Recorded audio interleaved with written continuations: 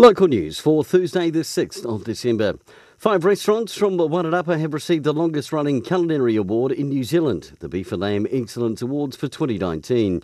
Now in its 23rd year, the Excellence Awards recognise the skill, expertise and talent of our greatest chefs and recognise them with the iconic gold plate, signpost to customers where they can try the pinnacle of beef and lamb. Wharekahau, Union Square, E10, Pinocchio and Te Rahana Estate have also all been recognised. Christmas has come a few weeks early for Aratoi, Wairarapa Museum of Art and History, after Transit Group confirmed a sponsorship deal over the next 3 years.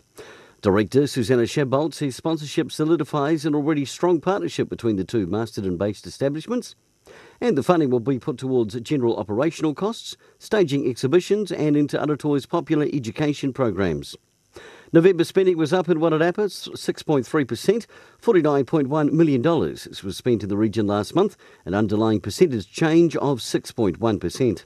And it's congratulations to Rebecca Marnie, who's been nominated for Referee of the Year at the NZAU Awards, up against Glenn Jackson and Richard Kelly.